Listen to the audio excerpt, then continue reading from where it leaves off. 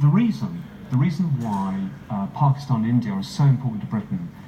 is not just because of the large domestic population we have that have come from India and Pakistan over many generations, nor is it just the cultural tie, the historical tie of the countries having worked closer together prior to independence and indeed afterwards. For example, in the First World War, in the Second World War, all the way through our histories that we have been close allies through the Cold War as well. I think now though, since 1974 for India and since 1998 for Pakistan, both those countries have become, like Britain, nuclear powers. That makes them part of the top table, if you like, of great powers in the region and in the world. Britain knows that it needs to have a close relationship with these countries of great importance for strategic reasons, for stability in the region, and for this ongoing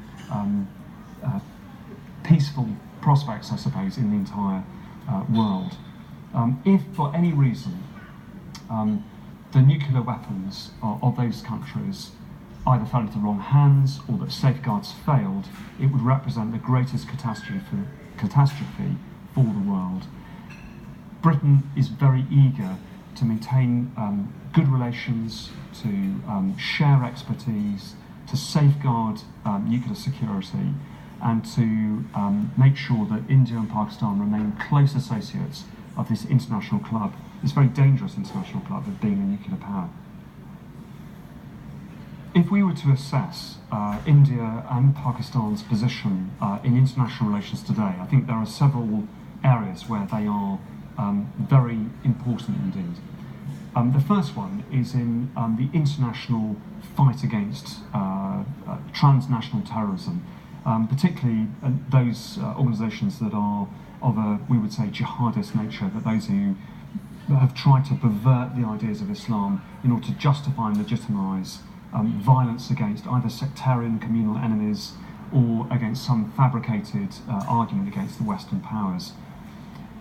They have very strong counter-terrorism profiles and forces. They have very robust intelligence services with networks through diaspora across the world.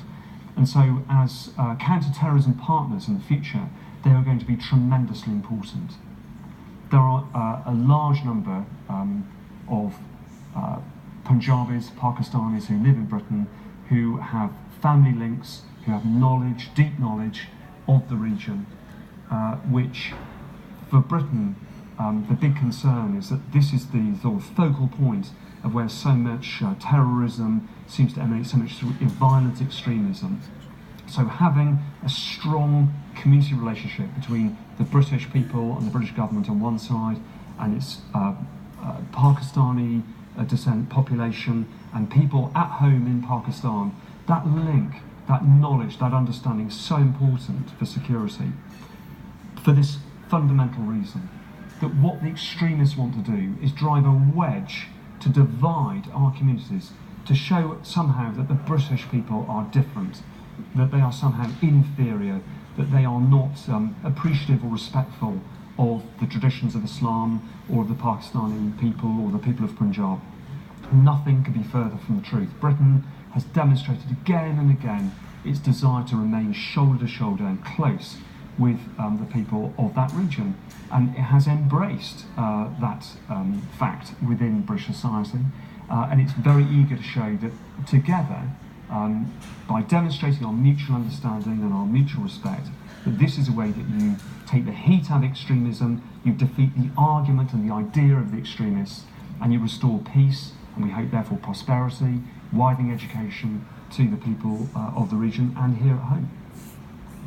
If we look to the future in terms of Punjab's ongoing relationship with Britain in the future and say, how will that look? I think what we're going to see is more continuity, not change. I think we'll see a continuation of a counter-terrorism policy,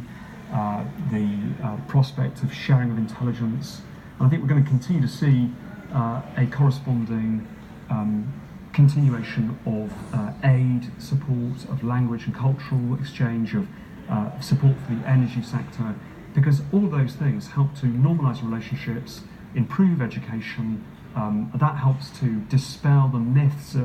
propagated by the radicals and by the extremists and the militants, and all that improves security, both primarily, of course, for Punjab and Pakistan, but also for the United Kingdom. And I think Britain has, therefore, a continuity role to play for the future security of both Pakistan, South Asia, but also Britain.